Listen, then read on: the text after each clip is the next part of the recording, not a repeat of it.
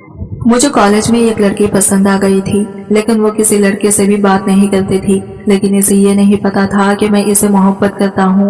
एक दिन मेरे दोस्तों ने मेरे साथ एक शर्त लगाई कि मैं इस लड़के से मोहब्बत का इजहार किया करूँ, तो मैं इसके घर फूल और मोहब्बत भरा पैगाम भेजा था।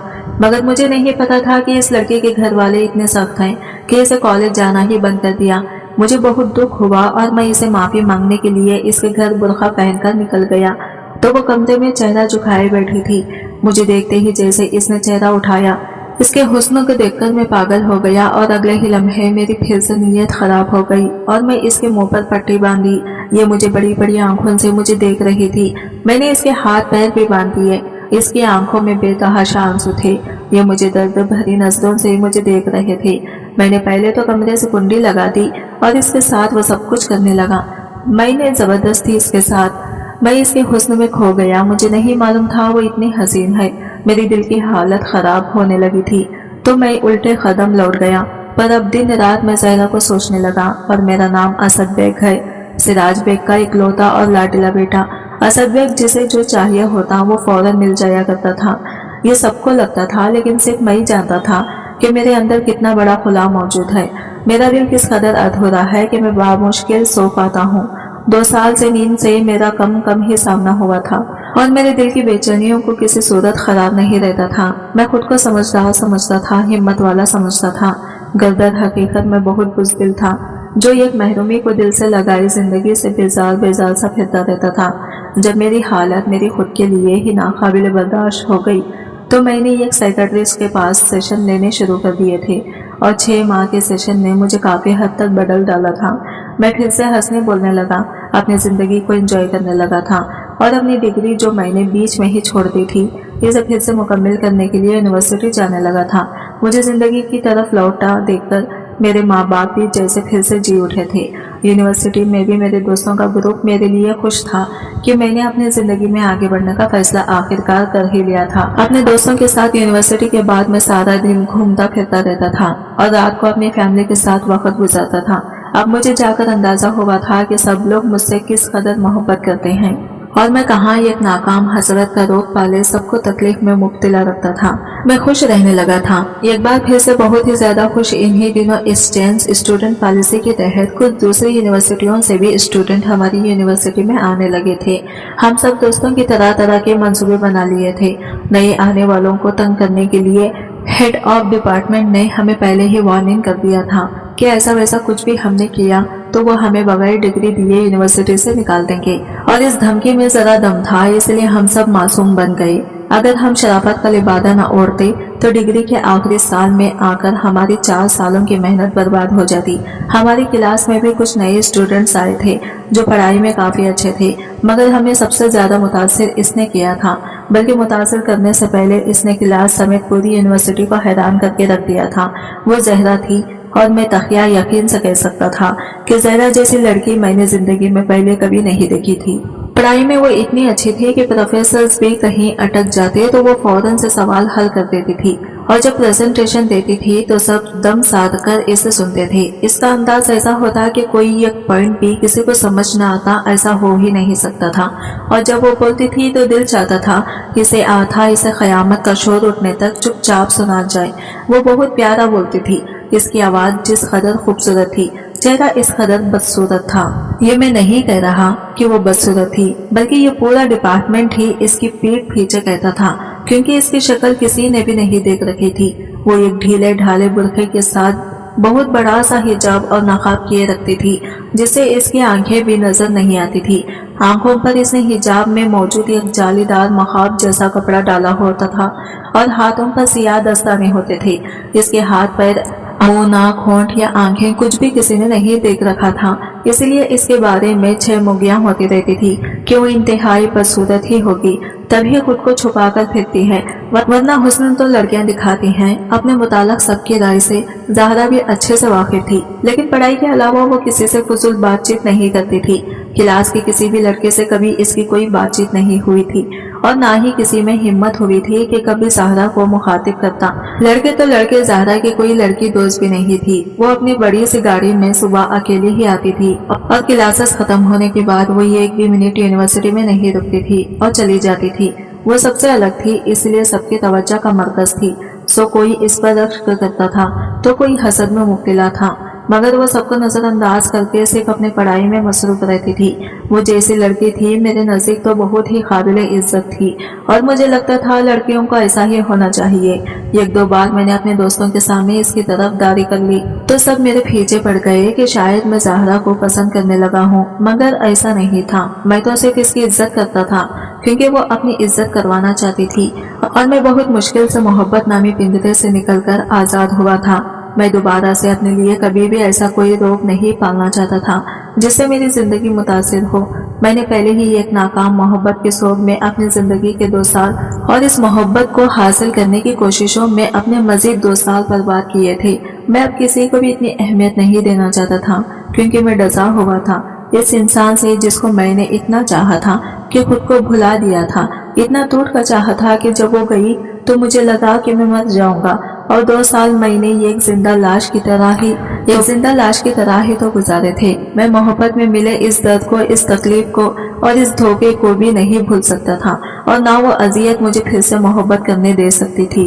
मगर मैं अक्सर ही यूं ही ज़हरा के बारे में बैठे बैठे सोचने लगता था। शायद मेरे अंदर भी एक मंजस इंसान बैठा हुआ था जो सोचता रहता था कि ज़हरा कैसे दिखती होगी या ज़हरा कहाँ से होगी जो वो इतनी पर्देदार है।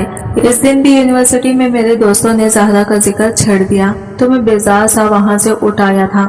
मुझे अच्छा नहीं लगता था कि ज़हरा ऐसी शरीफ लड़की को यूं लड़कों और लड़कियों की गर्दिश बनाकर डिस्कस किया जाए। मैं घर के लिए निकलने लगा था कि मेरी छोटी बहन की कॉल आ गई। वो मुझसे यूं खैरियत और आने का वक्त पूछने लगी जैसे पहली बार पूछ रही हो या कुछ छुपा रही हो। मैं इसके लहजे से अंदाजा लगा चुका था कि वो कुछ परेशान सी है और मुझसे कुछ छुपा रही है, लेकिन मैंने इग्नोर किया कि पता ना हुआ तो खुद ही बता देगी। और जब इसने बेकरी से अपना फेवरेट केक लाने का कहा तो मेरा माथा ठनका था क्योंकि इसे जिस बेकरी का केक पसंद था वो मेरी यूनिवर्सिटी से काफी दूर थी। मुझे वहां जाने आने पर ही 2 से 3 घंटे तक जाने थे। वो सच में मुझसे कुछ छुपा रही थी, लेकिन इसके बहुत इसरार करने पर मैं केक लेने के लिए चला गया और वापस आते आते मुझे शाम के 8 बज गए थे। मैं केक लिए घर के अंदर दाखिल हुआ तो मेरी आंखें ढंढलाने लगी और केक हाथ से गिरकर फ्रेश बोस हो गया था। घर में इसे देखकर मैं समझ गया कि क्यों छोटी मुझे बाहर ही रुकने की कोशिश कर रही थी। वो चाहती थी मेरा इससे सामना ना हो और मैं भी तो यही चाहता था कि अब क़यामत के रोज भी मेरा इस लड़के से सामना ना हो जिसने मोहब्बत के नाम पर मेरे दिल से खिलवाड़ किया था। मगर वो कब होता है जो हम चाहते हैं। वो मेरे ना चाहने के बावजूद भी मेरे सामने खड़ी थी और मुझे यूं देख रही थी जैसे बरसों से वही खड़ी हो। मैं खुद को कंपोज करता तेजी से अपने कमरे की तरफ बढ़ गया था और कमरे का दरवाजा बंद करता मैं सर दोनों हाथों में गिराए दरवाजे से ही टेक लगाकर बैठता चला गया। अभी तो जाकर मेरे जख्म मनमिल हुए थे और मैं इसे भूलने की कोशिश में कामयाब हुआ था कि वो फिर से मेरे सामने आ खड़ी हुई थी। वो मेरी खाला की बेटी थी, परीजा शाहजेब, बेपनाह खूबसूरत और खानदान की सबसे मकरूर लड़की। इसने हुस्न के चर्चे पूरे खानदान में हुआ करते थे और इसमें गुरूर इतना था कि वो अपने सामने किसी को टिकने नहीं देती थी। सुबह कहते हैं हुस्न हो तो नजाकत आ ही जाती है। वो छोटी सी थी जब अपनी माँ के साथ हमेशा के लिए हमारे घर आई तो मुझे लगा वो हमेशा के लिए मेरी ही हो चुकी है और अब कभी भी मुझसे दूर नहीं जाएगी। वो सिर्फ 10 साल की थी जब इसके बाबा का इंतकाल हो गया था और ददियाल ने इसे इसकी माँ यानी मेरी खाला समेत घर से निकाल दिया था। मेरे नाना नानी भी जिंदा ना थे और ना कोई घर या बैंक बैलेंस छोड़ा था कि खाला अपना और परेशा का पेट पाल सकती या रिहाइश इख्तियार कर सकती। सो मेरी अम्मा इन्हें हमारे घर ले आई थी।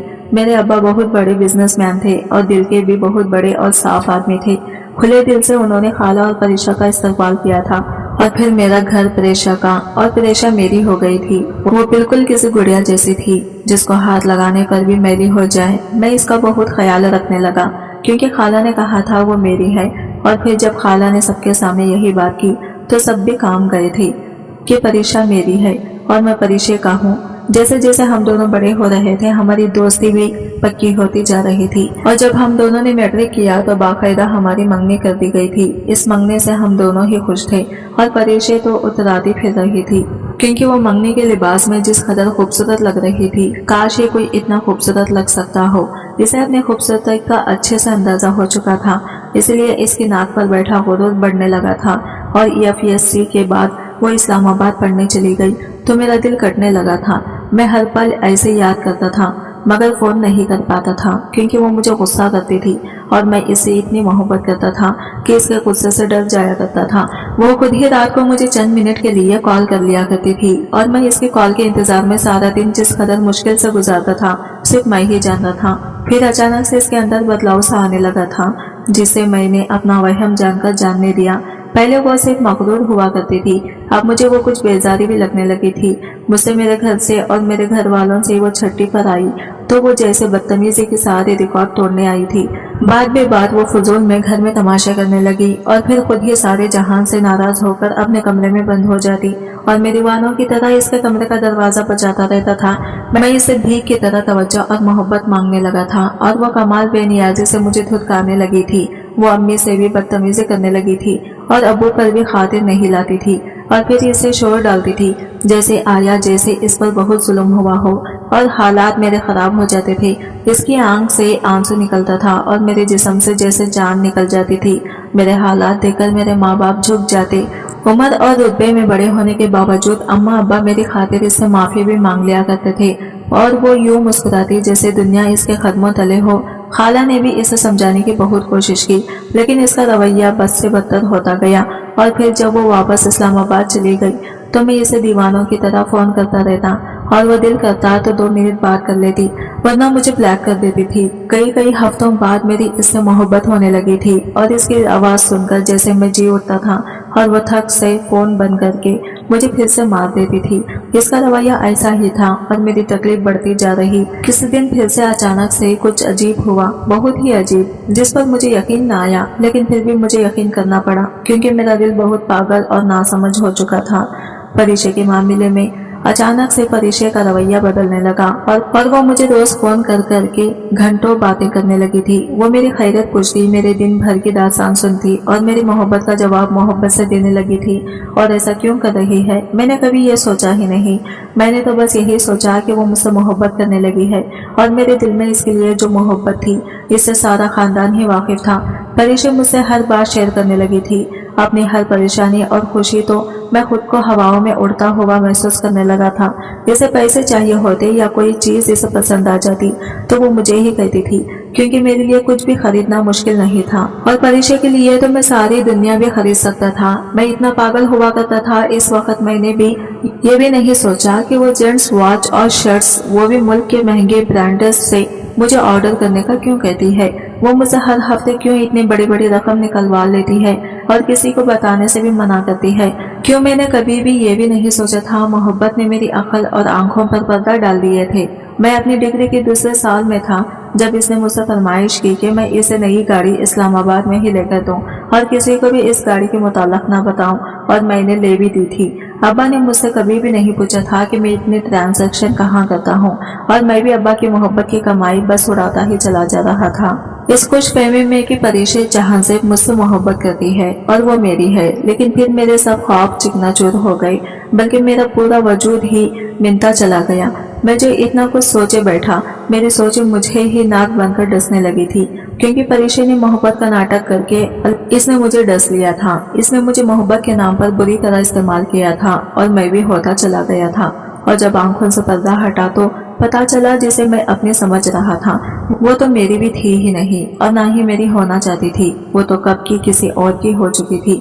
मुझसे मोहब्बत का नाटक तो वो इस अच्छी जिंदगी के लिए कर रही थी जो वो अपने महबूब के साथ गुजारना चाहती थी और इसके साथ ही इस्लामाबाद में पढ़ता था। इसका नाम हसन था। मैं इसे दुनिया का खुशकिस्मत तरीन आदमी मानने लगा जिसे इस लड़की की मोहब्बत मिल गई थी, जिसके लिए मैंने खुद को फना कर दिया और फिर भी इसे ना पा सका। हसन सिर्फ इसका क्लास फेलो नहीं था बल्कि इसके फूफू का बेटा भी था। बचपन के पिछड़े सालों बाद यूनिवर्सिटी में मिले तो ये एक दूसरे को दिल दे बैठे, लेकिन हसन मिडिल क्लास फैमिली से था। परिचय और हसन दोनों को ही लग्जरी जिंदगी जीनी थी, मगर हसन के लिए ये नामुमकिन था और परिचय तो पहले से ही लग्जरी जिंदगी की आदी थी।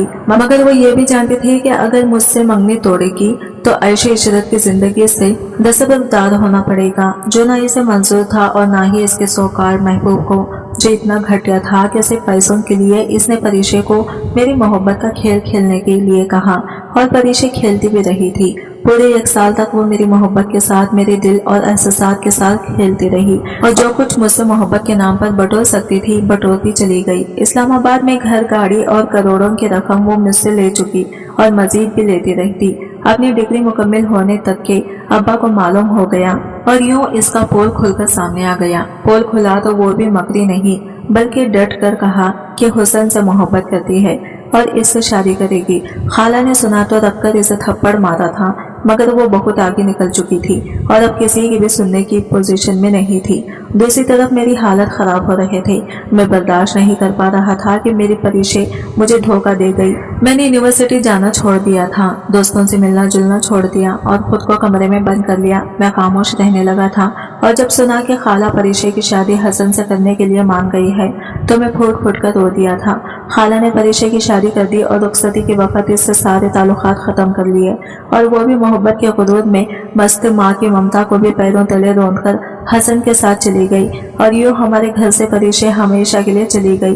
परिशे का जिक्र तक करना सबने छोड़ दिया था और मुझे देखकर सब परिशे को कोसते रहते थे और खाला मुझसे यूं शर्मिंदा हुई फिरती थी जैसे परिशे की माँ होने पर पछता रही हो। और फिर इसी पछतावे में एक दिन खाला भी चल बसी। खाला की मैयत पर मैंने परिशे को सुसक कर रोते देखा था और इसके बाद वो दोबारा कभी भी हमारे घर नहीं आई थी, मगर आज इसे अपने घर देखकर मेरे माजी ने मुझे झंझोड़ डाला था और वो जिस तरह से मुझे देख रही थी 2 बरस पहले देखती तो मैं दिल निकाल कर इसके कदमों में रख देता, लेकिन अब बहुत देर हो गई थी। इसके लिए रोते रोते कब मैं इसे अपने दिल से निकाल फेंक चुका था। मुझे आज मालूम हुआ था वो ठोकर खाकर वापस लौटी थी तो चाहती थी मैं पहले की तरह दिल हाथ में लिए इसका मुंतजिर खड़ा रहूंगा। ये मैं अब नहीं कर सकता था। मैं इतना आदजा नहीं था कि छोड़कर जाने वालों का हाथ थाम लो। मुलाजिमा ने खाना लगने की इतला दी तो मैं फ्रेश होकर खाने की मेज पर आ गया। मेरा रवैया और तासरात बेहद नॉर्मल थे, जैसे किसी भी मेहमान या रिश्तेदार के आने पर हो सकते थे। सबके मेरे चेहरे को देखा तो मुतमईन हो गए थे। सिर्फ वो थी जो मेरा इत्मीनान देखकर पहलू बदल कर रह गई। वो शायद तौखा कर रही थी कि मैं आज भी इसके लिए रोता हुआ मिलूंगा, तो ऐसा नहीं था। खाने के बाद अम्मा ने बताया कि परिशे की फूफू बड़ी चालाक औरत निकली थी। परिशे के पास बहुत सारी दौलत देखकर मोहब्बत जाग उठी और इसे ब्याह कर ले जाने के बाद आहिस्ता आहिस्ता इससे सब हथियाना शुरू कर दिया था। प्यार और मोहब्बत के साथ खाला की मौत के बाद इसकी फूफू को खुली छूट मिल गई। हसन ने भी अपने रंग दिखाने शुरू कर दिए थे और सब कुछ परिशे से छीनने के बाद इसे आसमान से जमीन पर भेज दिया था। परिशे को दोनों ने घर में कैद करके रख दिया था और हसन अक्सर ही परिशे को मारता पीटता भी था। इतने अरसे से परिशे इनके जुल्म सह रही थी और जब तंग आकर इसने मेरी अम्मा को फोन करके सब बता दिया तो अम्मा ने इसे वापस बुला लिया था और अब परिशे खुला का केस करने वाली थी। वो हसन के साथ नहीं रहना चाहती थी। परिशे के साथ बुरा हुआ था, लेकिन वही हुआ था जो वो करके गई थी। जो वो कर गई थी वही काटा था इसने और खुद हर बेटी तो खुद को बहुत मजलूम समझने लगी थी। मरते और मरते मरते अम्मा से वादा खाला इसके गम में मर गई और मरिया की नाराजगी चाहे जितनी भी हो वो परिशे का ख्याल रखेगी एक माँ की तरह। और मेरी अम्मा ने अपनी बहन से किया वादा निभाने का सोच लिया था। मुझे भी इस बात से कोई सरोकार नहीं था कि अम्मा इसके बारे में क्या सोचती हैं या परिशे क्या करने वाली थी। मेरे लिए इसका होना ना होना अब बराबर ही था, लेकिन वो मेरे आगे पीछे फिरने लगी थी और कई बार मुझसे माफी भी मांग चुकी थी और मैं माफ कर चुका था, लेकिन इसे जबानी कलामी वाली माफी नहीं चाहिए थी। इसे तो मोहब्बत की वही पुराने अहदे चाहिए थे जो मेरे पास इसके लिए तो अब कम अज कम नहीं बचे थे। परिशे की हर वक्त की नजरों से मैं बहुत आजिज़ा हो चुका था और कोशिश करता था कि ज्यादा वक्त घर से बाहर ही गुजारो।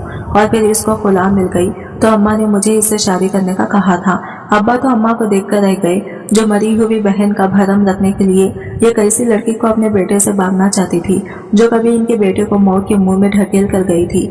मैंने शादी करने से साफ इनकार कर दिया तो परिशे जैसे यकीन नहीं कर पाई थी। मैं कल तक इसके लिए पागल था, आज इसे ठुकरा रहा था तो वो यकीन नहीं कर पा रही थी। मैं शदीद परेशान हो चुका था इस सारी सूरत हाल से और दोस्तों के साथ मौज मस्ती में वक्त गुजारने लगा जब एक दिन मेरे दोस्त शहरयार ने कहा, चलो यार जिंदगी से बोरियत को खत्म करते हैं और शर्तों पर कोई खेल खेलते हैं। मसलन कौन सा खेल? मैंने बेजारी से इसे देखा। आजकल मुझे हर चीज से उकताहट से महसूस हो रही थी। वो हमारी क्लास फेलो जहरा है ना, इसके लिए प्रपोजल भेज कर दिखाओ। शहरयार की बात पर आग मेरे सर पर लगी और तलों पर भी थी। मैंने इसे खा जाने वाली नजरों से देखा।